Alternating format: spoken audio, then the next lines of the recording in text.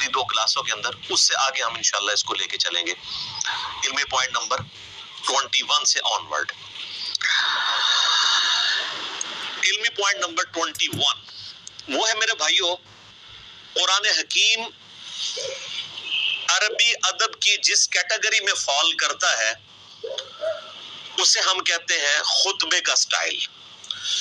قرآن حکیم اس طرح کی کتاب نہیں ہے جیسے کہ آپ کوئی بھی دنیاوی رائٹر آپ دیکھیں گے، جب کتاب لکھتا ہے تو وہ چیپٹرز بناتا ہے، ایک مقدمہ لکھتا ہے، پھر آگے ایک ترتیب کے ساتھ چیزوں کو مختلف چیپٹرز کے اندر ایڈریس کرتا ہے، جیسے ونس اپون اے ٹائم والا سٹائل ہے، اور اس میں ایک ربط پایا جاتا ہے۔ اس طرح کا ربط قرآن حکیم میں نہیں پایا جاتا جہاں تک چیپٹرز کی ترتیب کا تعلق ہے۔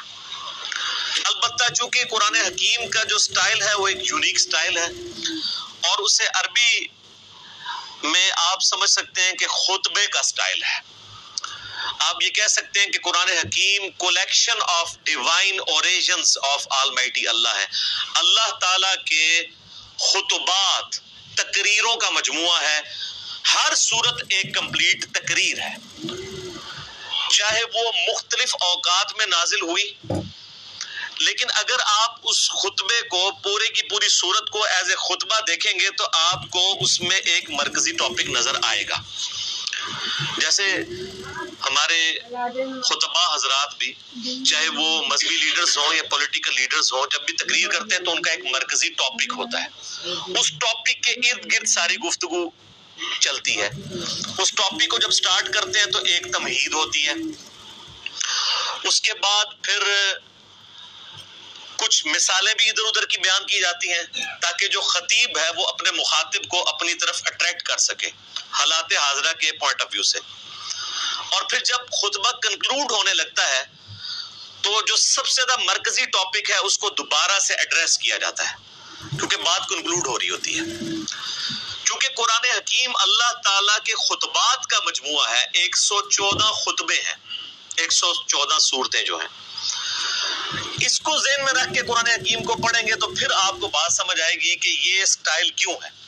اب سورۃ البقرہ جو ہے، اس کا جو مرکزی ٹاپک ہے وہ سابقہ امت مسلمہ یعنی یہودیوں سے جو غلطیاں ہوئیں جن کی وجہ سے انہیں خمیازہ بھگتنا پڑا، تاکہ یہ موجودہ امت مسلمہ ہے جو امت محمدیہ صلی اللہ علیہ وآلہ وسلم، اس کے لیے گائیڈ لائنز بن جائیں کہ تم سے پہلے ایک بڑی لاڈلی میری اور بھی امت تھی جس میں میں نے اپنی کم از کم 3 کتابیں بھیجی، تورات، زبور، انجیل، ہزاروں پیغمبر بھیجے، لیکن جب انہوں نے توحید سے کنارہ کشی اختیار کی، مشرکانہ اوہام ان کے اندر داخل ہو گئے، تو پھر ہم نے اس چیز کی پرواہ نہیں کی ہے کہ 3 کتابیں ان میں نازل ہوئی تھی اور ہزاروں پیغمبر نازل ہوئے تھے، حتیٰ کہ وہ خود پیغمبروں کی اولاد بھی تھے بنی اسرائیل۔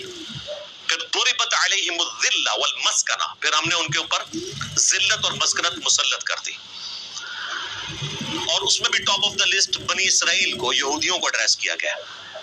اس سے اگلی سورت سورہ آل عمران کے اندر مرکزی طور پر ایڈریس کیا گیا ہے کرسچنز کو، اور مذہبین بھی بیان ہوئے ہیں لیکن مرکزی ٹاپک ہی ہے۔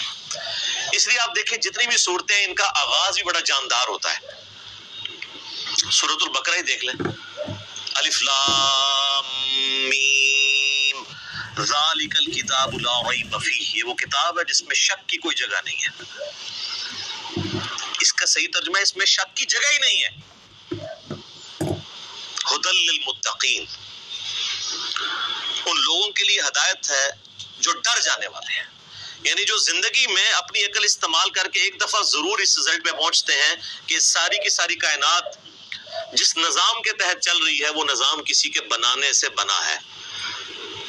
God is the only explanation of all the physical phenomena in this universe۔ اس کائنات میں ہونے والے ہر فزیکل فینومینا کے پیچھے خدا ہے، اللہ ہے۔ پھر وہ ڈر جاتے ہیں کہ وہ اللہ جس نے ہماری مرضی کے بغیر ہمیں پیدا کیا ہے وہ ہمارے ساتھ کچھ بھی کر سکتا ہے، اس کی طرف رجوع لاتے ہیں، غیب پر ایمان لاتے ہیں، نماز پڑھتے ہیں، اس کے دیے ہوئے رزق میں سے اس کی راہ میں خرچ کرتے ہیں۔ اور پھر سورۃ البقرہ کا اینڈ کتنی جاندار آیات پہ ہو رہا ہے، آمن الرسول بما انزل الیہ من ربہ والمؤمنون، کل آمن باللہ وملائکتہ وکتبہ ورسلہ آنورڈ. اسی طریقے سے آپ ساری صورتوں کو دیکھیں تو ان کا سٹارٹ اور اینڈ بڑا جاندار ہے، اور پھر بیچ میں آپ کو مثالیں بھی بیان کی جائیں گی، واقعات بھی بیان کیے جائیں گے تاکہ بوریت نہ آئے. اور یہ قرآن حکیم کی میرے بھائیوں وہ خصوصیت ہے، قرآن بور نہیں ہونے دیتا. یہ نہیں ہے کہ اب سورۃ البقرہ شروع ہوئی ہے تو صرف یہودی ایڈریس ہو رہے ہوں گے یا ان کی کوئی ایک چیز خاص ایڈریس ہو رہی ہوگی. نہیں، اس میں کچھ مثالیں بھی بیان ہوں گی، کچھ واقعات بھی بیان ہو جائیں گے اس سے پہلے کے. پھر اس کے بعد ایک کنکلوژن نکالا جائے گا، پھر گائیڈ لائنز ہوں گی، یونیورسل ٹروتھ آئیں گے. 7 یونیورسل ٹروتھ سورہ بقرہ میں آئے ہیں. بنی اسرائیل کے واقعات کو اللہ تعالیٰ نے ایڈریس کر کے ہر واقعے کے بعد ایک یونیورسل ٹروتھ بیان کیا ہے کہ یہ میرا رول ہے، جو یہ کرے گا چاہے وہ جو کوئی بھی ہو اس کے ساتھ یہ ہو جائے گا. اس لیے قرآن حکیم میں انسان کا انٹرسٹ لوز نہیں ہوتا، بشرطے کہ قرآن پڑھتے ہوئے آپ کو یہ بات سمجھ آئے کہ قرآن کس سٹائل میں لکھا گیا ہے، کس سٹائل میں نازل ہوا ہے. مولانا مودودی رحمہ اللہ تعالیٰ نے جو تفہیم القرآن کا مقدمہ لکھا ہے نا، وہ مقدمہ ہی اسی کے اوپر ہے کہ ہمارے عام نوجوان بڑے شوق سے قرآن ترجمے والا لے کے بیٹھتے بھی ہیں، تب بھی ان کو کئی ایک باتیں ان کو قرآن میں ایک تو ربط نظر نہیں آتا، کیونکہ ہم تو ان کتابوں کے عادی ہیں نا جو انسانوں کی لکھی ہوئی کتابیں ہیں. وہ تو ایک سیکوینس سے چل رہی ہوتی ہیں، ان کا سٹائل ڈیفرنٹ ہوتا ہے، وہ بکش سٹائل ہوتا ہے. قرآن کا سٹائل بکش نہیں ہے، قرآن کا سٹائل جو ہے وہ ہے خطبے کا، ایڈریس کرتا ہے آپ کو. اسی لیے مولا علی رضی اللہ تعالیٰ عنہ علیہ السلام کا قول ہے کہ جب میں نے اللہ سے گفتگو کرنی ہوتی ہے تو میں نماز پڑھتا ہوں، اور جب میری خواہش ہوتی ہے کہ میرا اللہ مجھ سے گفتگو کرے تو میں قرآن پڑھتا ہوں. آپ قرآن کو کبھی ترجمہ اکیلے بیٹھ کے سنیں تو آپ کو لگے گا کہ اللہ آپ سے مخاطب ہو رہا ہے. یہ والی کوالٹی کسی الہامی کتاب میں نہیں تھی، باقی کتابیں سلیبس کی فارم میں تھی. اس لیے ہم کہتے ہیں یہ قرآن کتاب اللہ بھی ہے اور کلام اللہ بھی ہے، اور اسی لیے اللہ کی صفت بھی ہے. یہ آپ کو ایڈریس کرتی ہے، بندہ ہل جاتا ہے. آپ کو پتا ہے یہ صوت القرآن چینل 1992 میں جب ایکس پرائم منسٹر پہلی دفعہ پرائم منسٹر بنے تھے تو اس وقت انہوں نے یہ صوت القرآن چینل شروع کیا تھا جو ریڈیو کے اوپر چلتا ہے. کبھی امام کعبہ کی آواز میں عربک، اور پھر فتح محمد جلندری صاحب کا ترجمہ، مراج الدین خان کی آواز میں ایک چلتا ہے. وہ لگتا ہے کہ آپ کے اندر ہی گھس جائے گا. وہ بندہ پریزنٹ کرتا ہے قرآن کے ترجمے کو. پھر بولنے کا سٹائل کہ مخاطب کے دل میں اتر جائے وہ بات. تو آپ کو وہ ترجمہ سن کے اپنی زبان میں، جن لوگوں کو عربی نہیں آتی ان کو بھی فیل ہوتا ہے کہ واقعی اللہ مجھ سے گفتگو کر رہا ہے. خطبے کا سٹائل ہے. تو مودودی صاحب نے اس مقدمے میں لکھا کہ ہمارے نوجوان لے کے بیٹھتے بھی ہیں، تب بعد میں پریشان ہو جاتے ہیں کہ یار یہ عجیب بے ربط آیات ہیں، کبھی کوئی بات شروع ہو جاتی ہے، کبھی کوئی بات شروع ہو جاتی ہے. لیکن جس بندے کو اسٹائل کا پتہ ہے نا، اس کو قرآن حکیم کی ہر آیت کا دوسری کے ساتھ ربط بھی نظر آئے گا. اور ربط آپ ایک دفعہ اس چیز کو ڈسکور کر لیں تو آپ کو بھی ٹیسٹ فیل ہوگا. آپ پتہ اس وقت انگلینڈ کے اندر ایک، اب نیو مسلم تو نہیں ان کو کہنا چاہیے، اب ان کو 10 سال سے زیادہ ہو چکے ہیں، مسلمان ہوئے، عبد الرحیم گرین. اس وقت ٹاپ آپ سمجھ لیں سپیکرز میں سے ہیں مسلمانوں کے. انگلش میں وہ ان کے مختلف ٹاپکس پہ لیکچرز ہیں. انہوں نے اپنا اسلام لانے کا واقعہ بھی بیان کیا ہے ایک آڈیٹوریم میں خطاب کرتے ہوئے. اس میں ایک بات انہوں نے بڑی زبردست کی، باقی آپ یوٹیوب پہ دیکھ سکتے ہیں. وہ کہتے ہیں جب یہ کتاب میں نے پہلی دفعہ پڑھنی شروع کی نا، تو یہ قرآن کا جو سٹائل تھا نا گفتگو کرنے کا، اس نے مجھے بہت امپریس کیا کہ جب کوئی انسان کتاب لکھتا ہے وہ اس سٹائل میں نہیں لکھتا. وہ کہتا ہے میں قرآن کے سٹائل سے امپریس ہوا ہوں کہ یہ گفتگو اس طرح کرتا ہے اور اس کانفیڈنس کے ساتھ گفتگو کرتا ہے کہ یہ کریٹر آف دا یونیورس ہی گفتگو اس طریقے سے کر سکتا ہے. انسان تو اتنے اعتماد سے دوسرے کے ساتھ بات ہی نہیں کر سکتا. اس میں جو کانفیڈنس ہے کتاب کے اندر، پھر اس کتاب کا جو سٹائل ہے وہ بتاتا ہے کہ یہ انسان کی لکھی ہوئی کتاب نہیں، کیونکہ انسان جب بھی کتاب لکھتا ہے نا ایک خاص سیکوینس کے تحت لکھ رہا ہوتا ہے، چیپٹرز بناتا ہے، اور یہ بالکل ڈیفرنٹ سٹائل ہے. حالانکہ اس کو اس وقت یہ نہیں پتا تھا کہ اس کا سٹائل کون سا ہے، خطبے کا سٹائل ہے. تو خطبہ تو اسی طرح ہی ہوتا ہے. خطبے کا سٹائل ہے اس لیے کہ خطیب کا کام یہ ہوتا ہے کہ وہ اپنے مخاطب کے دل میں اپنی بات اتارے. تو اللہ تعالیٰ اس کتاب کا خطیب بھی ہے اور یہ کتاب اللہ کی صفت ہے، یہ مخلوق نہیں ہے، غیر مخلوق ہے، کیونکہ کلام متکلم کی صفت ہوتا ہے. میں پچھلے لیکچرز میں اس کو ڈسکس کر چکا ہوں. تو قرآن حکیم پڑھتے وقت یہ آپ نے ذہن میں رکھنا ہے کہ اس کا سٹائل خطبے کا سٹائل ہے. جب خطبے کا سٹائل ہے تو پھر اچانک اگر کوئی واقعہ آ جائے بیچ میں تو پریشان ہونے والی بات نہیں کہ اچانک یہ بات ہوتے ہوتے یہ بیچ میں واقعہ کیسے آ گیا. پھر اچانک آپ دیکھتے ہیں خطیب بھی جب بیان کر رہا ہوتا ہے، آپ آج کل کے پولیٹیکل لیڈرز کو دیکھ لیں، جب وہ گفتگو کرتے ہیں کسی خاص ٹاپک پہ بات کر رہے ہوتے ہیں، اچانک کرتے کرتے کوئی ماضی کا واقعہ یاد کرتے ہیں، پھر ساتھ ہی جو سامنے بیٹھے ہیں ان سے بھی مخاطب ہو کے کوئی ادھر چیز دیکھنے والی ہوتی ہے آئیڈینٹیفائی کرنے والی، وہ فوراً آئیڈینٹیفائی کرتے ہیں، پھر اپنے موضوع کی طرف واپس آتے ہیں. یہ سٹائل قرآن کا ہے. یہی وجہ ہے کہ صحابہ کرام علیہم رضوان کے اندر بجلی بھر دی تھی اس کتاب نے. ان کو فیل ہوتا تھا کہ ہمارا کریٹر ہم سے مخاطب ہے، ہماری بات کر رہا ہے. سر ہماری بات تو ہے نا. آپ دیکھیں غزوہ بدر ہو رہی ہے تو اس کی لائیو کمنٹری سورۃ الانفال کے اندر آئی ہے. غزوہ احد ہوئی ہے تو 60 آیات مسلسل. غزوہ احد میں جو مسلمانوں نے غلطیاں کی، جس کی وجہ سے اللہ نے جو فتح کا وعدہ کیا تھا پورا کرنے کے بعد اس فتح کو شکست میں بدل دیا. ایک ایک چیز ہائی لائٹ کی. سورہ الاحزاب کے اندر غزوہ خندق کی لائیو کمنٹری آئی ہے. اسی طریقے سے سورہ توبہ کے اندر غزوہ تبوک کی پوری ڈیٹیلز آئی ہیں، اتنی ڈیٹیل کے ساتھ. نبی علیہ السلام کی مبارک زندگی کا آخری جو تھا غزوہ، کس طریقے سے مسلمانوں کو اس جد و جہد کے اندر گزرنا پڑ رہا تھا، منافقوں کو فیس کرنا پڑ رہا تھا. اہل ایمان اور منافقین میں فرق کے لیے وہ بہت کریٹیکل سچویشن تھی غزوہ تبوک کی. اور اس وقت بڑے بڑے جو اپنے آپ کو سمجھتے تھے ہم ایمان والے تھے، ان کے بھی پاؤں لڑکھڑا گئے تھے. ظاہر ہے وہ سپر پاور سے ٹکرانا تھا، رومن امپائر سے جا کے. تو یہ ساری کی ساری چیزیں آپ کو پڑھنے کے بعد آپ اس زمانے میں پہنچ جائیں گے، اور پھر آپ یہ فیل کریں کہ آپ اس زمانے کے اندر ہوں اور آپ کا رب آپ سے گفتگو کر رہا ہو. اب اس میں تو اسی طرح ہی ہوتا ہے نا، یا ایھا الذین آمنوا جب ہمیں کہا جا رہا ہوتا ہے تو وہ تو 1400 سال پہلے کہا جا رہا ہوتا ہے. لیکن ان میں تو وہ لوگ موجود تھے جنہوں نے وہ غلطیاں کی ہوئی تھی جن کی وجہ سے اللہ ان کو مخاطب کر رہا تھا. تو ان پہ اس چیز کی جو کیفیت طاری ہوتی تھی نا، وہ آج اس لیول کی کیفیت کبھی طاری نہیں ہو سکتی، لیکن اس کے قریب قریب ضرور ہے. میرے ایک دوست بتانے لگے، ان کے جاننے والوں کی نا انگلینڈ کے اندر ایک شاپ ہے، تو وہ کہتے ہیں ہم نے نا پورا دن نا ایک قرآن کی تلاوت اور ترجمہ لگایا ہوتا تھا. ایک انگلش میں بھی ریکارڈنگ ہوئی ہے، وہ بھی صوت القرآن چینل کے اوپر کبھی کبھار چلتی ہے. ویسے یہاں پہ جو رفاع یونیورسٹی ہے نا اسلام آباد میں، تو ان کا 24 گھنٹے قرآن کا چلتا ہے چینل. وہ آلموسٹ 3-4 دن میں قرآن پاک مکمل کر دیتے ہیں. تو اس میں ایک انگلش ترجمہ ہے، اس میں عربی کی آواز مشاری راشد کی ہے، اور انگلش ترجمہ جو ہے نا وہ اتنی زبردست آواز میں ہے، جس کو انگلش سمجھ آتی ہے تو وہ لگتا ہے کہ خدا آپ سے مخاطب ہے اور آپ کے دل میں اترتا ہے. تو کہتے ہیں انہوں نے اپنی دکان پہ وہ ترجمہ لگایا ہوتا تھا.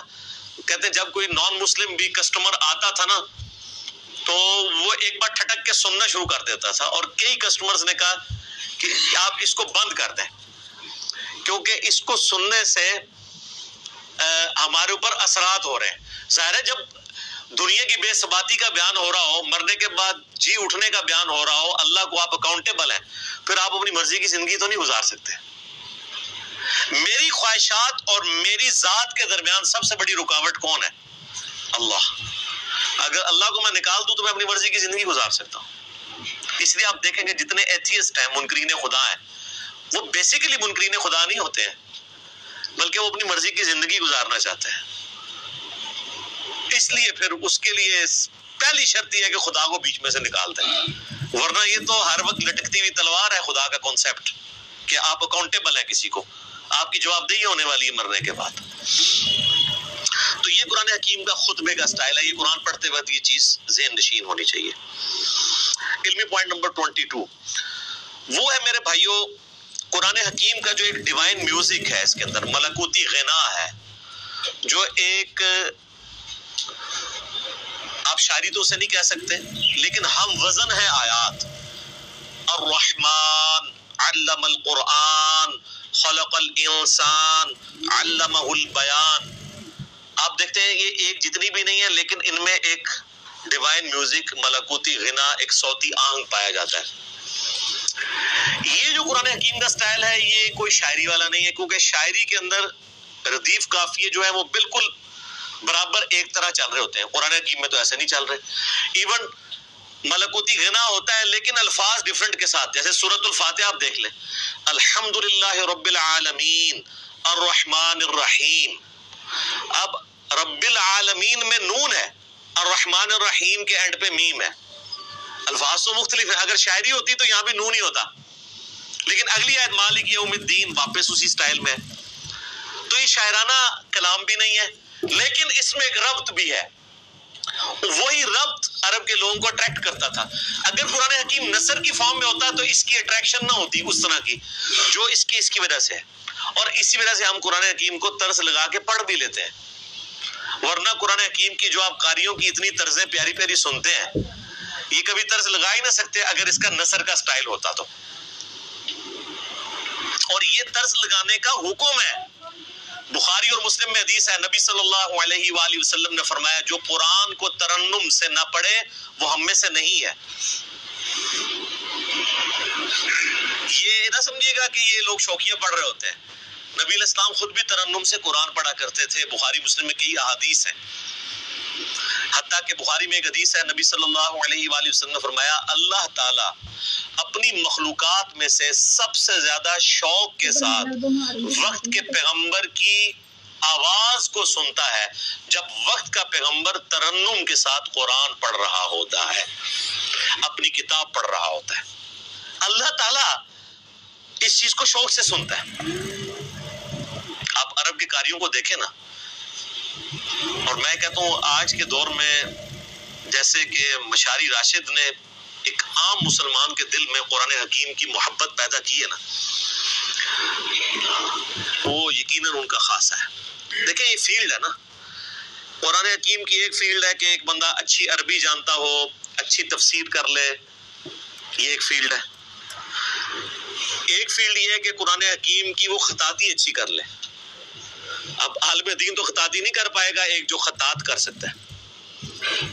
اس وقت بھی آپ کو پتا ہے جو ٹاپ آف دا لسٹ خطاط ہے جو اب مسجد نبی میں ساری حرمین میں جو رائٹنگ کر رہا ہے وہ پاکستان کا ہے، کراچی کا رہنے والا ہے. اس کو پورا آفس دیا انہوں نے. ادھر تو اس بیچارے کو پوچھتے ہی کوئی نہیں تھا.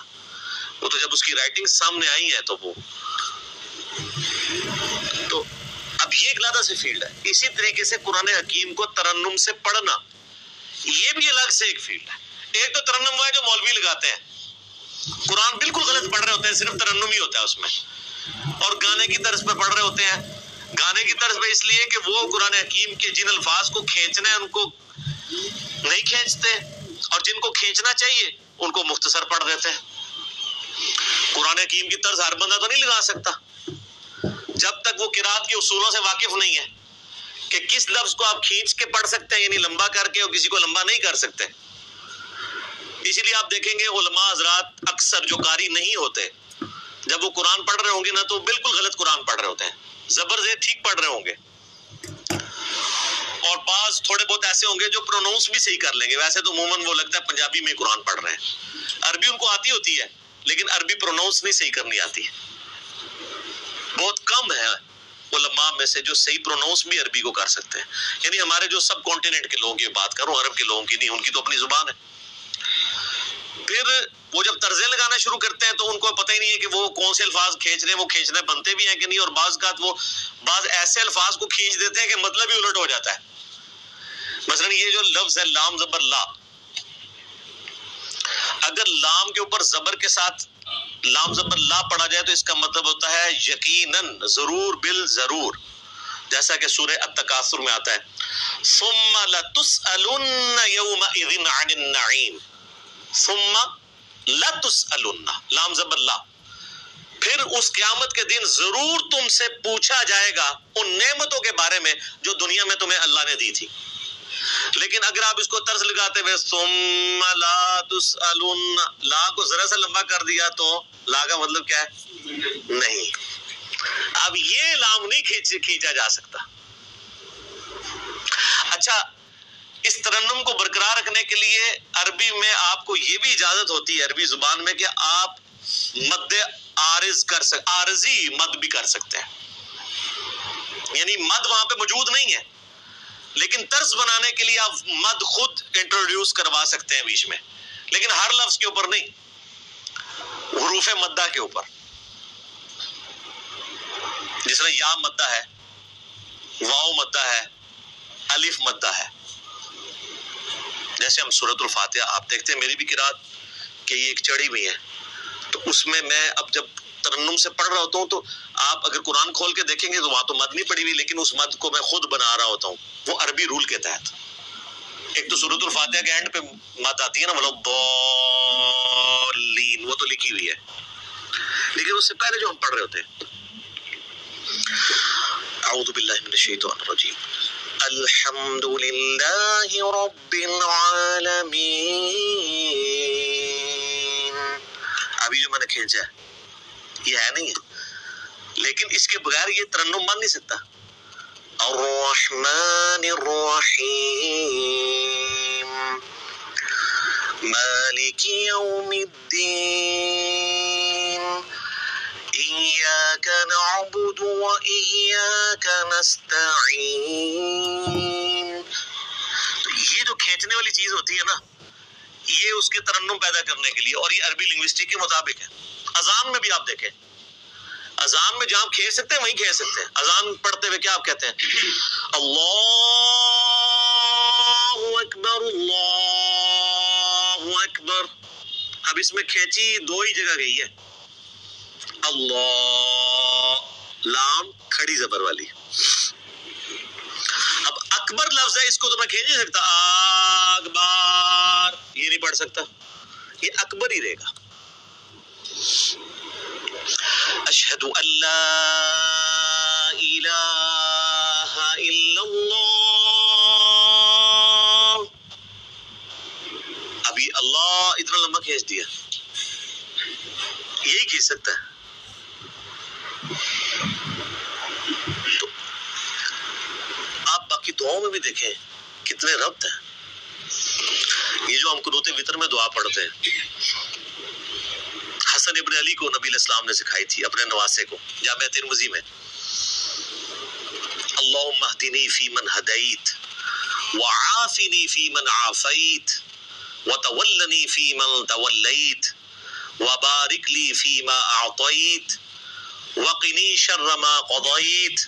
دیکھیں کیسی ٹون ہے اس میں، دعاؤں میں بھی آپ کو نظر آئے گی۔ قل اعوذ برب الفلق من شر ما خلق ومن شر غاسق اذا وقب۔ لمبائی ڈیفرنٹ ہو گئی ہے لیکن اس کی جو ملکوتی غنا ہے وہ برقرار ہے۔ اصل بعض صورتیں ایسی ہیں جن میں جو شاہکار ہے عربی لنگوسٹک کا، سورہ مریم آپ دیکھیں کہ اس کے جو ہر آیت کا اختتام ہو رہا ہے وہ کتنے مشکل الفاظ پہ، تشدید والے الفاظ ہیں، ہر ایک لفظ کے اوپر شاد آ رہی ہے، کمال نہیں ہے؟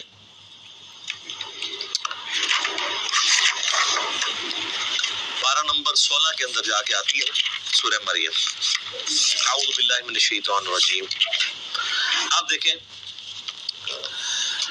پہلے تو حروف مقطعات ہیں، اس کے بعد ذکر رحمت ربک عبدہ زکریا اذ نادى ربه نداء خفيا قال ربي إني وهن العظم مني واشتعل الرأس شيبا ولم أكن بدعائك ربي شقيا۔ اس کے بعد اگلے ولییا رضیا سمیا عتیا عشیا صبیا تقیا عصیا حیا شرقیا سویا تقیا زکیا بغیا۔ اور یہ دو صورتیں تو کمال ہیں، سورہ طٰہٰ اور سورہ مریم۔ طٰہٰ ما انزلنا علیک القرآن لتشقى الا تذکرۃ لمن یخشا. سر عربی ایویں تو پاگل نہیں ہو گئے تھے جناب، کیا وہ جڈ قوم ہے اور سپر پاورز الٹ کے رکھ دی ہیں صدیوں کی. بجلی بری گئی تھی ان کے اندر، اس قرآن نے ان کے اندر یقین ڈال دیا تھا. وہ تو یعنی جتنے لوگ اپنی زندگی سے محبت کرتے ہیں اتنی وہ اپنی موت سے محبت کرتے تھے. اور جب اس لیول کی کوئی آرمی ہو اس کے آگے کون ٹھہر سکتا ہے؟ کوئی ریسورسز نہیں تھے، کافروں کے ریسورسز چھین کے ان کو الٹ دیا. وہ ایمان اس کتاب کے ذریعے یتلو علیہم آیاتہ ویزکیہم ویعلمہم الکتاب والحکمہ، یہ بجلی نبی علیہ السلام نے قرآن کے ذریعے بھری ہے ان کے اندر. تو یہ اس کے اندر ایک ڈیوائن میوزک ہے، ترنم ہے. اس کی وجہ سے عربی لوگ، چونکہ آپ پتہ ہے ان کو شاعری کے ساتھ بھی بڑا شغف تھا. آپ عمر سیریز دیکھیں تو آپ دیکھیں گے وہ عام گفتگو میں بھی شاعرانہ انداز میں گفتگو کر لیتے تھے. فی البدی ان کی عام گفتگو بھی جو ہے وہ بھی ہم پلہ الفاظ کے اوپر مشتمل ہوتی تھی. اسی لیے وہ نان عربز کو اجمی کہا کرتے تھے. یہ تو گونگے ہیں، ہمارے سامنے بول ہی نہیں سکتے، حالانکہ خود چٹے ان پڑھ تھے، علم کوئی نہیں تھا لیکن زبان کے ماسٹر تھے. تو اللہ نے ان کا وہی غرور توڑا کہ ان کو زبان پہ ناز تھا. اللہ نے ایسی کتاب دی کہ شعراء نے بھی اپنے کلام پھاڑ دیے. کمال تو یہ ہوتا ہے نا کہ جو کسی کا غرور ہے وہی توڑ دیا جائے. موسیٰ علیہ السلام کے زمانے میں جادوگروں کو غرور تھا، اللہ نے موسیٰ علیہ السلام کو وہ معجزہ دیا کہ وہ جادوگر بھی سجدے میں گر پڑے. پہلے جادوگر گرے ہیں کیونکہ ان کو سمجھ آ گیا کہ یہ جو کچھ کر رہے ہیں یہ جادو نہیں ہے. ہمیں پتہ ہے کہ جادو کیا کر سکتا ہے. ایک جادوگر جو ہے وہ جادو کے ایپیکس کو جانتا ہے. ایک میڈیکل کی فیلڈ کا بندہ وہ جانتا ہے کہ میڈیکل زیادہ سے زیادہ کیا کر سکتی ہے. آج آپ کسی ڈاکٹر سے کہیں، اب تو یہ چیز تو ایوالو ہو چکی ہے نا کہ ہڈی کو جوڑنے کے لیے ایک ٹائم درکار ہے. انسان کی ہڈی، وہ ٹائم اس کو چاہیے، وہ بانڈ بنے گا، پلسٹر کرتے ہیں جب ٹوٹ جائے. آپ اگر کسی ڈاکٹر کو کہیں کہ ایک شخص ایسا ہے کہ آپ اس کے بعد ہڈی 2 ٹکڑے کر کے لے جائیں، وہ صرف ہاتھ یوں پھیرے گا، ہڈی واپس اپنی جگہ پہ آگے اسی وقت جڑ جائے گی اور بندہ بھاگنا شروع کر دے گا، تو ڈاکٹر مان لے گا آپ کی بات؟ نہیں. اس کو پتہ ہے یہ نہ تو فزیکل فینومینا آف نیچر سے ثابت ہوتی ہے چیز، نہ یہ ہماری جو میڈیکل سائنس ایوالو ہو چکی ہے اتنی ترقی کے بعد یہ پاسبل نہیں ہے. اس کا ایک نیچرل پیریڈ ہے، وہ اس نے گزارنا. تو وہ پھر اس چیز کو کہے گا یہ تو معجزہ ہی ہو سکتا ہے، سائن ہی ہو سکتی ہے کوئی. اسی لیے ہم نے، میرے ایک ویڈیو کلپ بھی ریکارڈڈ ہے کہ نبی علیہ السلام کا کوئی بھی معجزہ ایسا نہیں ہے جو سائنٹیفکلی ریپروڈیوس کیا جا سکے، ورنہ وہ معجزہ نہیں ہوگا. نبی علیہ السلام سے جو غیر معمولی معجزات، حسی معجزات، یعنی انگلیوں میں سے پانی کے چشمے جاری ہونا جو بخاری مسلم میں آتا ہے، صحیح بخاری میں آتا ہے ایک صحابی کی پنڈلی کی ہڈی ٹوٹ گئی، آپ نے ہاتھ پھیرا تو اسی ٹائم ٹھیک ہو گیا. یہ وہ چیزیں ہیں کہ جو قیامت تک سائنٹیفکلی کبھی پاسبل نہیں ہوگی کہ کوئی انسان کر کے دکھا سکے. یہ چیز، یہ وہ فزیکل فینومینا آف نیچر کا ٹوٹنا ہے، یہ پاسبل نہیں ہوگا. کبھی یہ پاسبل نہیں ہوگا کہ کوئی پلانٹ کنگڈم کو اینیمل کنگڈم میں بدل دے. حضرت موسیٰ علیہ السلام عصا پھینکتے تھے، پلانٹ کنگڈم اینیمل کنگڈم میں اژدہا بن جاتا تھا. مردے کو کوئی زندہ نہیں کر سکتا. حضرت عیسیٰ علیہ السلام کے زمانے میں طب عروج پہ تھا، اللہ تعالیٰ ان کا غرور توڑا. ہاں جی بتاؤ، ان کو اپنی میڈیکل کی فیلڈ کے اوپر بڑا ناز تھا. حضرت عیسیٰ علیہ السلام مادر ذات کوڑی اور اندھوں کو اللہ کی اذن سے شفا دے دیتے تھے. جن کے ڈھیلے بھی نہیں ہوتے تھے، مٹی کا ڈھیلا رکھ کے ہاتھ پھیرتے تھے، آنکھیں واپس آ جاتی تھی. سر جس کی آنکھیں کام نہ کرتی ہو اس پہ ہاتھ پھیرنے سے کیا پوری دنیا بھی پھیر دے تو اس کی بینائی نہیں آتی. اور ایک مٹی کا ڈھیلا ایک بندہ رکھتا ہے اور ہاتھ پھیرتا ہے اور وہ آنکھ بن جاتی ہے. آج بھی آپ میڈیکل کی فیلڈ وہ کہیں گے امپاسبل ہے. تو معجزہ خواہ کسی بھی پیغمبر کا ہو وہ ریپروڈیوس نہیں ہو سکتا. اگر وہ واقعی معجزہ ہے، کہانی نہ ہو، معجزہ نہیں ہو سکتا. قرآن حکیم میں داؤد علیہ السلام کے بارے میں آتا ہے لوہا ان کے ہاتھوں پہ نرم تھا، وہ لوہے پہ ہاتھ رکھتے تھے، آٹے کی طرح سے گوندھ دیتے تھے، زیرہ بناتے تھے. تو آپ سمجھ سکتے ہیں میڈیکلی اب یہ چیز ثابت ہے کہ کم از کم 1500 ڈگری سینٹی گریڈ چاہیے لوہے کو اس فارم میں لانے کے لیے کہ جس میں آپ مولڈ کر سکیں. اور اگر لے آئیں گے تو اس پہ ہاتھ کوئی نہیں لگا سکتا. اور وہ ٹھنڈے لوہے کے اوپر یوں ہاتھ پھیرتے ہیں اور وہ یوں مولڈ ہو جاتا ہے. یہ وہ معجزہ، یہ ریپروڈیوس نہیں کبھی ہو سکے گا. موسیٰ علیہ السلام نے آسا مارا ہے سمندر کے اندر، اسی ٹائم سمندر پھٹ کے دونوں طرف پہاڑوں کی شکل میں قرآن میں آتا ہو گیا اور بیچ میں راستہ بن گیا. سر یہ معجزہ کبھی نہیں کوئی کر کے دکھا سکتا. ورنہ پیغمبروں کی جو نبوت ہے وہ اسٹیک پہ لگ جائے گی اگر غیر پیغمبر بھی فزیکلی سائنٹیفکلی کسی بھی طریقے سے اس چیز کو ریپروڈیوس کر سکے. یہ امپاسبل ہوگا. لیکن الوہین جو ہے آنکھوں کو دھوکہ دینا وہ اس زمانے میں بھی تھا، اب بھی ہے، قیامت تک رہے گا. فزیکلی کوئی نہیں کر کے دکھا سکتا. یہ آپ کو جو ڈیوڈ کاپر فیلڈ کے بارے میں ویڈیوز ملتی ہیں، کبھی وہ پانی پہ چل رہا ہے، کبھی دیوار پہ اوپر چڑھ رہا ہے، اس کی میکنگ بھی ساتھ ہی انہوں نے یوٹیوب پہ چڑھا دی ہوئی ہے کہ وہ سارا نظر کا دھوکہ ہوتا ہے. وہ ویڈیو کیمرے کے ذریعے فلمائی ہوتی ہیں ساری چیزیں. وہ جو پانی پہ چل رہا ہوتا ہے تو نیچے انہوں نے وہ شیشے کا بہت بڑا ٹیبل رکھا ہوا ہے ٹرانسپیرنٹ جو نظر نہیں آتا، وہ اس کے اوپر چل رہا ہوتا ہے. اس لیے آپ دیکھیں گے وہ پانی پہ چل رہا ہوتا ہے تو نیچے لوگ اس کے نیچے سے یوں تیر رہے بھی ہوتے ہیں کیونکہ وہ شیشے کے اوپر چل رہا ہوتا ہے. وہ شیشہ اتنا ٹرانسپیرنٹ ہے کہ وہ پانی میں نظر ہی نہیں آتا. وہ جب سائڈ سے دکھاتے ہیں ٹیبل تو پھر نظر آ جاتا ہے. اور شکر ہے کہ یہ پاکستان میں نہیں، ورنہ اولیاء اللہ کے سردار بن جاتا ہے ڈیوڈ کاپر فیلڈ. ہاں، اسٹیچو آف لبرٹی غائب کر دیتا ہے، وہ کیمرے میں غائب کرتا ہے، فزیکلی نہیں کر سکتا. اور سر دیکھیں اتنا ایماندار ہے، وہ بھی بے ایمان نہیں ہے. وہ بھی اسے یہ نہیں کہتا کہ میں فزیکلی کروں، وہ کہتا ہے ایلوژن، آنکھوں کا دھوکہ. اتنی غیرت اس کو بھی ہے کہ وہ ایلوژن کہتا ہے اسے. اپنی کرامت بزرگی یہ نہیں کہتا. جو تہاڑے بزرگاں نوں ایڈی بھی تمیز نہیں، جھوٹ مار جاندے نے. اس لیے آپ دیکھیں سارے بزرگ فیل ہیں. اب کدھر گئی آپ کی کرامتیں جی؟ اور یہ ایک بزرگ نے حکم دیا، وہ جوتی ہوا میں اڑتی اڑتی اس کے سر پہ لگی. ہوں کتنے جوتیاں تہاڈیاں ریٹائر ہو گئی ہیں نا، یا وہ جوتیاں تھلے انجن لگے ہوئے خراب ہو گئے نا. پہلے بھی کوئی نہیں تھا، کہانی تھی. یہ کہانیاں چل رہی ہوتی ہیں. معجزات، کرامات، استدراج، اس سارے ٹاپکس کے اوپر میرا مسئلہ number 131 A B C D 4 recorded ہے، وہ آپ دیکھ لیں. علمی پوائنٹ نمبر 23 وہ ہے میرے بھائیوں، قرآن حکیم کا جو بیسک یونٹ ہے وہ ہے آیت. عربی میں ہم اسے کہتے ہیں آیتن. جو آیت کے اینڈ کے اوپر وہ تا تھی جو ختم ہوتے ہیں، اس کے نقطے بھی اڑ گئے، اب صرف گول دائرہ ہی رہ گیا. چونکہ وہ سمبل کے طور پہ تھا نا، ویسے وہ تا ہوتی ہے، گول تا نشانی کے طور پہ. آیتن وقف کریں گے آیا، اردو میں آیت، اور اس کو ٹرانسلیٹ کریں گے نشانی، انگلش میں کہیں گے سائن. قرآن حکیم کی جتنی بھی صورتیں ہیں، ہر صورت کا جو بیسک یونٹ ہے وہ آیت ہے. جیسے اگر میں پوچھوں یہ دیوار کا بیسک یونٹ کیا ہے تو آپ کیا کہیں گے؟ اینٹ. یہ دیوار ہے، اس کے اوپر 1200 اینٹیں لگی ہوئی ہیں، اور 1200 اینٹوں کو مینیجبل فارم میں جوڑنے کے بعد ایک دیوار مکمل ہوتی ہے. اس طرح قرآن حکیم میں ہر صورت کی آیات ہیں جن کو اللہ تعالیٰ نے وحی کے ذریعے نبی علیہ السلام کو تعلیم فرمایا. اس کی ترتیب توقیفی ہے. اور قرآن حکیم میں کم سے کم آیات جو ہیں وہ 3 ہے صورت کی. کوئی قرآن حکیم میں صورت ایسی نہیں جس کی 3 سے کم آیات ہوں. اور عربی میں جمع بھی 3 سے شروع ہوتا ہے.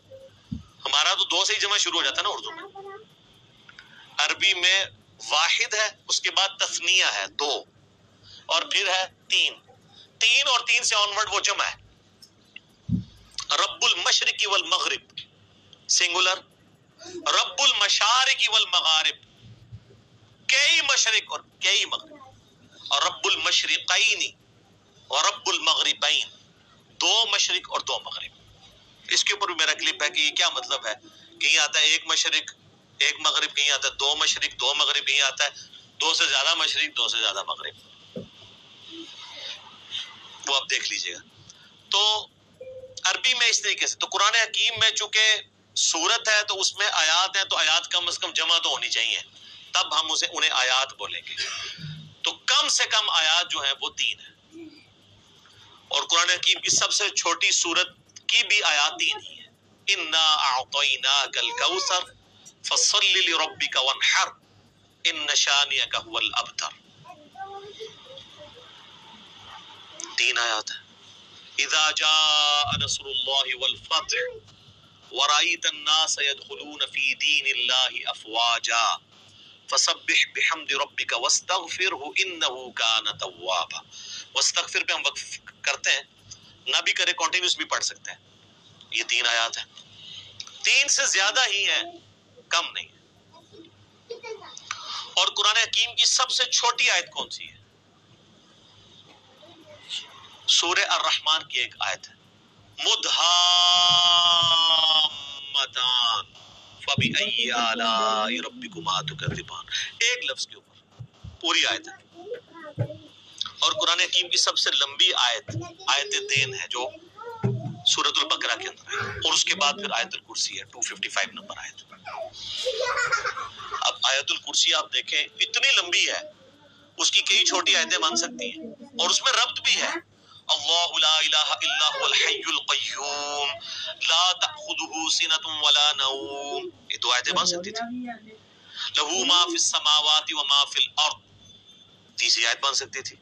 من ذا الذی یشفع عنده الا باذنہ یعلم ما بین ایدیہم وما خلفہم ولا یحیطون بشیء من علمہ الا بما شاء وسع کرسیہ السماوات والارض ولا یعودہ حفظہما وہو العلی العظیم. اتنی لمبی یہ آیت ہے، اس کے ٹکڑے ہو سکتے تھے. یہ پوری کی پوری ایک آیت ہے. یہ ہمیں کس نے بتایا؟ نبی صلی اللہ علیہ وآلہ وسلم نے. اور نبی علیہ السلام کو اللہ تعالیٰ نے وحی کے ذریعے یہ بات بتائی ہے. لہٰذا قرآن حکیم کی جو آیات ہیں یہ بھی وحی کے ذریعے بتائی گئی ہیں کہ یہ آیت ہے، یہ آیت ہے، یہ آیت اتنی لمبی ہے، یہ چھوٹی ہے.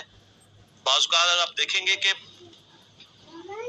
آیات، آپ وہ 2 آیتیں دیکھیں تو وہ ایک آیت بھی بن سکتی تھی، لیکن اسے سپلٹ کر کے 2 آیات بنایا گیا.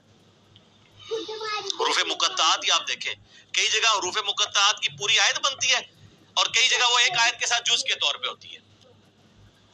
اب یہ صحابہ کرام نے اجتہاد سے نہیں کیا، یا کسی کاتب کی مرضی سے نہیں ہوا، بلکہ یہ اللہ تعالیٰ نے وحی کے ذریعے اپنے محبوب صلی اللہ علیہ وآلہ وسلم کو تعلیم فرمایا. اور ساتھ یہ بھی یاد رکھیے گا کہ آیات کی 2 اقسام ہیں قرآن حکیم میں. ایک آیات وہ ہیں جو محکمات ہیں، اور دوسری ہیں جو متشابہات ہیں. سورہ آل عمران کی 7 نمبر آیت ہے، جس میں اللہ تعالیٰ نے خود یہ بیان فرمایا کہ ہم نے جو آپ کی طرف قرآن نازل کیا ہے، اس کی آیات 2 قسم کی ہیں. ایک تو محکمات ہے، اور وہ کتاب کی جڑ ہے. محکمات کیا؟ جن میں حکم نازل ہوئے ہیں. جیسے حکم ہے کہ اللہ کو ایک مانو، پیغمبروں پر ایمان لاؤ، کتابوں پر لاؤ، فرشتوں پہ لاؤ، آخرت پر لاؤ ایمان، نماز قائم کرو، زنا سے بچو، چوری سے بچو، ماں باپ کے ساتھ حسن سلوک کرو. جتنے اللہ کے احکامات ہیں یہ محکم آیات ہیں. اور قرآن نے کہا کہ یہ ام الکتاب ہے، کتاب کی ماں ہے، جڑ ہے. اور پھر کہا گیا دوسری جو قسم ہے وہ ہے متشابہات. سورہ آل عمران آیت نمبر 7. میں ٹائم بچانے کے لیے عربی اس کی اسکپ کر رہا ہوں، ڈائریکٹ اردو میں بات کر رہا ہوں. اور کہا گیا وہ متشابہات جو ہیں ان کی جو تاویل ہے وہ صرف اللہ کے علم میں ہے، اور اہل ایمان صرف ان پر ایمان لاتے ہیں اور اس کی تاویل کو اللہ کے سپرد کرتے ہیں، اور پھر اللہ سے یہ دعا کرتے ہیں کہ جو کچھ اس کتاب میں نازل ہوا ہم اس پر ایمان لاتے ہیں. اور پھر وہ کہتے ہیں ربنا لا تزغ قلوبنا بعد اذ ہدیتنا وہب لنا من لدنک رحمہ انک انت الوہاب. آمین. اے رب ہمارے دلوں کو ٹیڑھا مت کرنا بعد اس کے کہ تو نے ہمیں ہدایت عطا فرمائی، اور ہمیں اپنے پاس سے رحمت عطا فرما، اے عطا فرمانے والے. تو متشابہات کی وہ تفصیل میں نہیں پڑھتے، اور قرآن میں کہا گیا انہی آیات میں کہ جو ان متشابہات کے پیچھے پڑھتے ہیں ان کے دل ٹیڑھے ہو چکے ہیں، کیونکہ ان کا سلوشن ہمارے پاس موجود نہیں ہے. یہ نہ سمجھیے گا کہ ان کا مطلب ہی کو نہیں پتا کسی کو. صرف متشابہ عربی میں کہتے ہیں ریزیمبلنس والی چیزیں. مثلا جنت کے بارے میں جتنی باتیں یہ متشابہات ہیں کہ جنت میں نعمتیں ملیں گی، حوروں کا کنسیپٹ ہے. اب دنیا میں اس کی مثال آپ منون تو پیش نہیں کر سکتے، دنیاوی عورتیں تو اس کی مثال نہیں ہو سکتی، لیکن دنیاوی عورتوں کو اللہ تعالیٰ نے ایک ریزیمبلنس کے طور پر دنیا میں ماڈل کے طور پہ پیش کیا ہے کہ بس جس طرح یہ ہے ایسے ہی حوریں بھی ہوں گی. لیکن وہ کیسی ہیں؟ وہ سورہ سجدہ میں ہے کہ جو اللہ نے تمہارے آنکھوں کی ٹھنڈک چیزیں نعمتیں چھپا رکھی ہیں وہ کوئی اس کو امیجن بھی نہیں کر سکتا.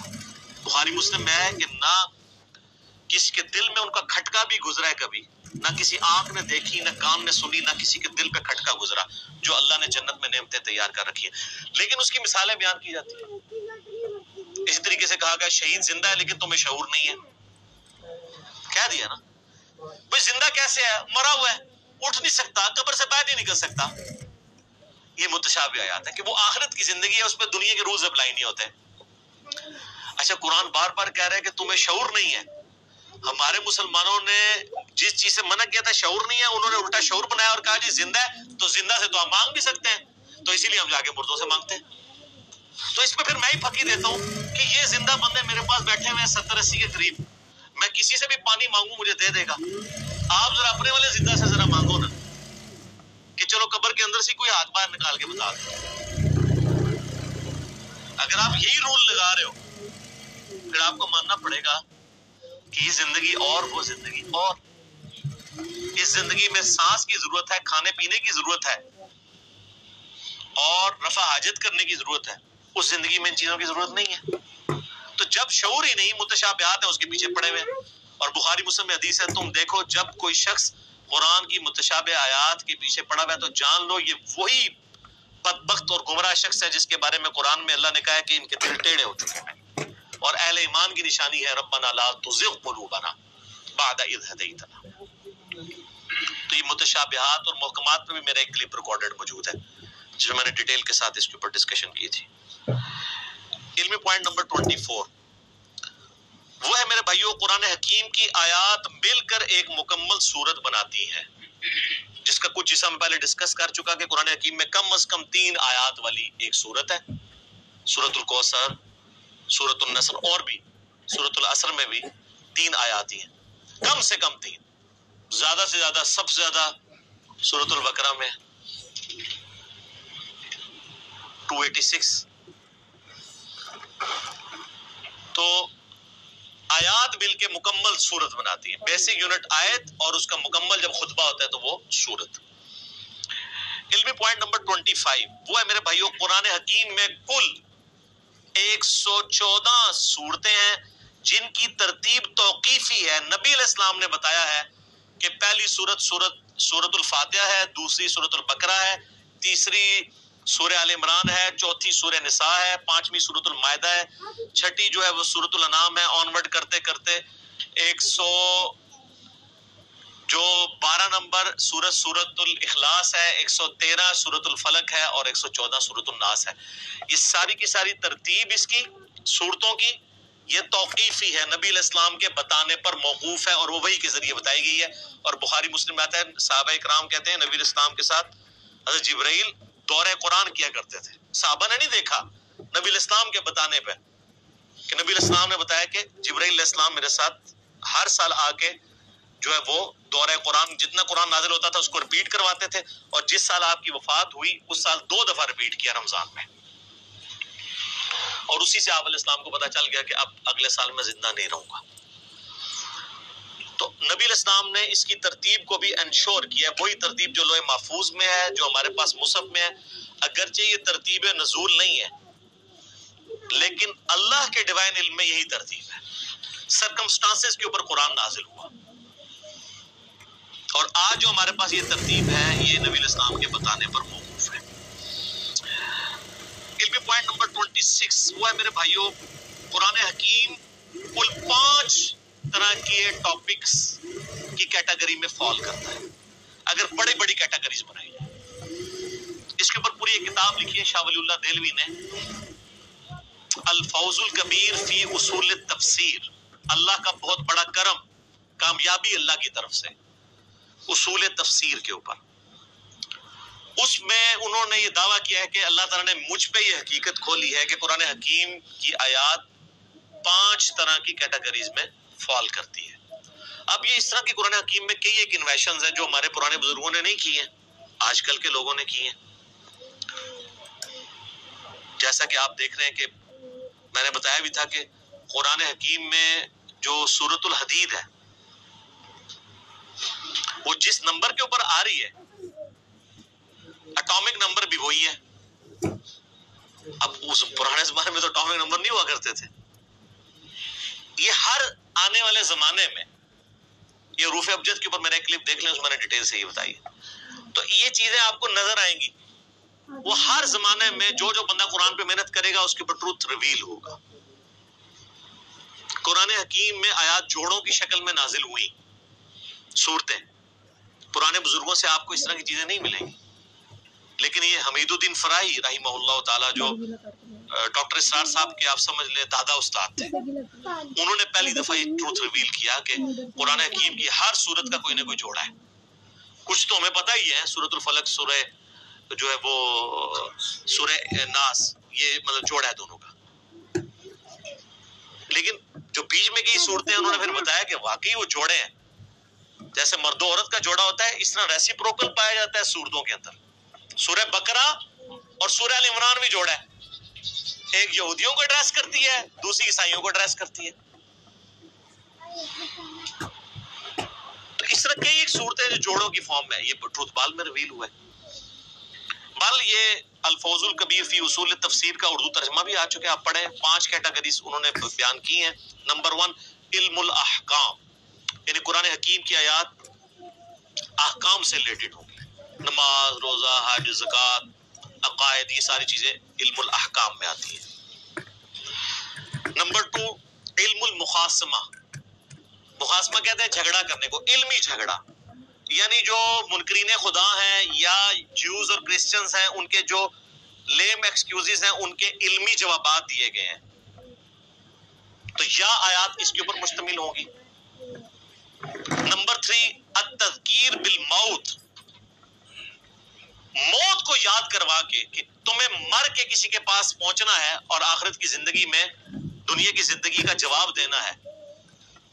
اس کو کہتے ہیں التذکیر بالموت، نصیحت کرنا موت کو یاد کروا کے. اس کے اوپر آیات، یہ تو قرآن پاک میں بڑا مین ٹاپک ہے.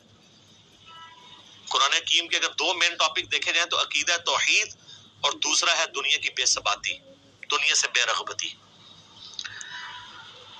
چوتھی کیٹیگری انہوں نے کہا التذکیر بآلاء اللہ، اللہ کی قدرت کی بڑی بڑی نشانیوں کے ذریعے اللہ اپنا تعارف کرواتا ہے. جتنے فزیکل فینومینا آف نیچر اس میں ڈسکس ہوئے ہیں، سائنٹیفک فیکٹس ڈسکس ہوئے ہیں. اس کا شاہکار آپ کو سورۃ النحل نظر آئے گی، سورہ روم نظر آئے گی، سورہ الرحمن نظر آئے گی. اس میں تو یہ لفظ بھی آ گیا ہے فَبِأَيِّ آلَاءِ رَبِّكُمَا تُكَذِّبَانِ، جس کا ترجمہ اکثر مولویوں نے غلط کیا ہوا ہے. تم اپنے رب کی کون کون سی نعمتوں کو جھٹلاؤ گے. حالانکہ نعمت خود عربی کا لفظ ہے. مودودی صاحب نے اس کا ترجمہ صحیح کیا ہے. تو اپنے رب کی قدرت کی کون کون سی نشانیوں کو جھٹلاؤ گے، کیونکہ دوزخ کی آیات کے بعد بھی پھر یہ آیت ریپیٹ ہوتی ہے. تو دوزخ کیا نعمت ہے؟ وہ ترجمہ کرنے والے کو بھی نہیں سمجھ آئی. تو اعلیٰ کا مطلب ہوتا ہے قدرت کی بڑی بڑی نشانی. اور دوزخ اللہ کی قدرت کی نشانی تو ہے، جس طرح جنت ہے. تو مودودی صاحب ہر دفعہ جب آیت آتی ہے نا، یہ والی آیت، تو اس کے سیاق و سباق کے اعتبار سے اس کا ترجمہ کرتے ہیں، کیونکہ عربی بڑی ورسٹائل زبان ہے.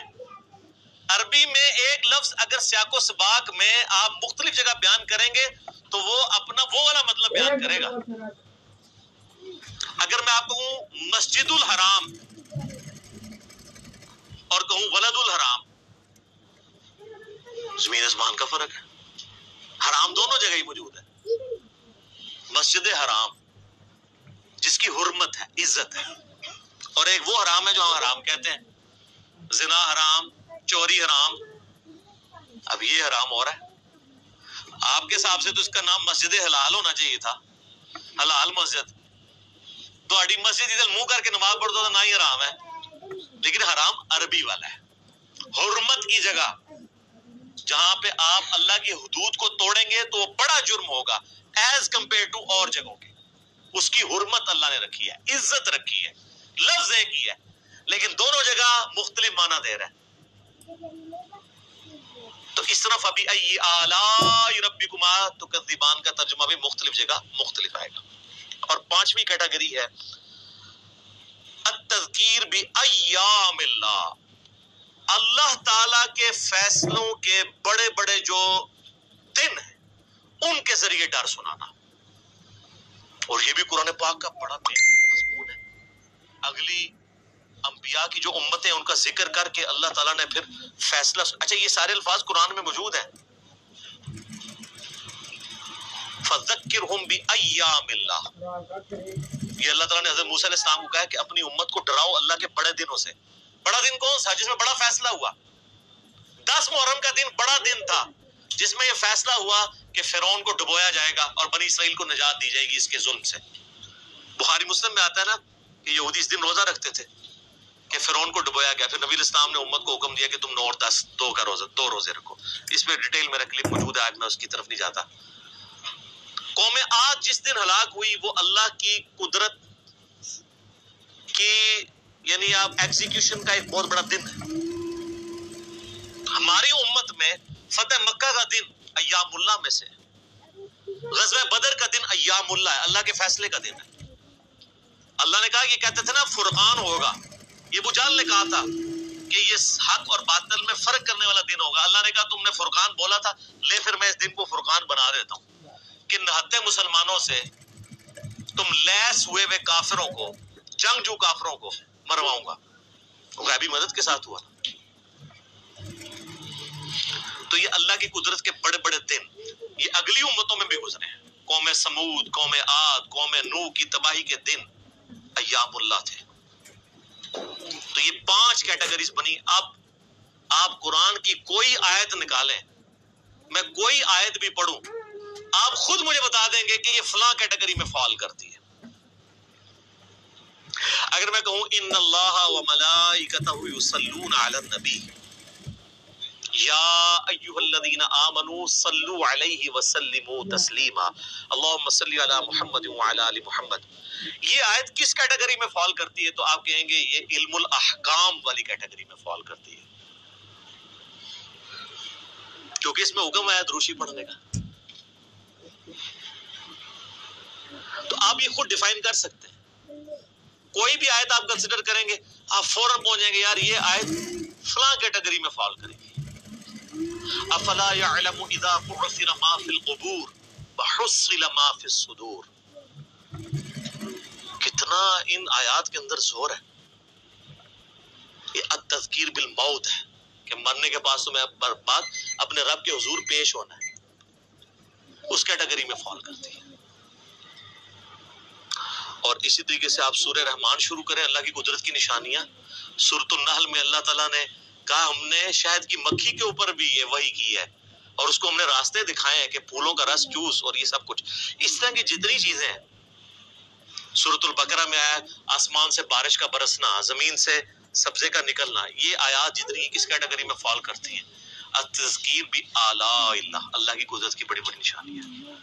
اور اس طریقے سے سورہ المائدہ کے اندر, سورہ نساء کے اندر, سورۃ البقرہ کے اندر اللہ تعالیٰ جو کرسچنز کو, جوز کو جواب دیتا ہے. سورہ مائدہ میں اللہ تعالیٰ فرماتا ہے نا کہ عیسیٰ کی مثال تو اللہ کے ہاں آدم کی سی ہے. آدم کو تو تم بھی اللہ کا بندہ ہی مانتے ہو, حالانکہ اس کی تو نہ ماں تھی نہ باپ. عیسیٰ کا باپ نہیں تھا تو اس کو تم نے خدا بنا لیا. جس کی ماں بھی نہیں تھی, باپ بھی نہیں تھا, اس کو تو تم بھی بندہ مان رہے ہو.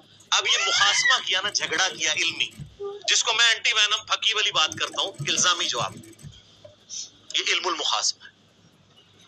ٹھیک ہو گئے؟ ابھی 26 پوائنٹ ہوئے ہیں جی, 14 ابھی بھی باقی ہے. تو ہو سکتا ہے 5واں لیکچر بھی اس پہ ہو. اب ہمارا ٹائم پورا ہو چکا ہے. اللہ تعالیٰ سے دعا ہے جو حق بات میں نے کہی اللہ تعالیٰ ہمارے دلوں میں راسخ فرمائے. اگر جذبات میں میرے منہ سے کوئی غلط بات نکل گئی تو اللہ تعالیٰ ہمیں معاف کر دے, ہمارے دلوں سے معاف بھی کر دے. اللهم صل على محمد وعلى آل محمد كما صليت على إبراهيم وعلى آل إبراهيم إنك حميد مجيد. اللهم بارك على محمد وعلى آل محمد كما باركت على إبراهيم وعلى آل إبراهيم إنك حميد مجيد. اللہ تعالیٰ ہمیں اس دعوت حق کو دوسرے بھائیوں تک پہنچانے کی توفیق عطا فرمائے. سبحانک اللہم و بحمدک اشہد ان لا الہ الا انت استغفرک و اتوب الیک وما علینا الا البلاغ المبین. جزاکم اللہ.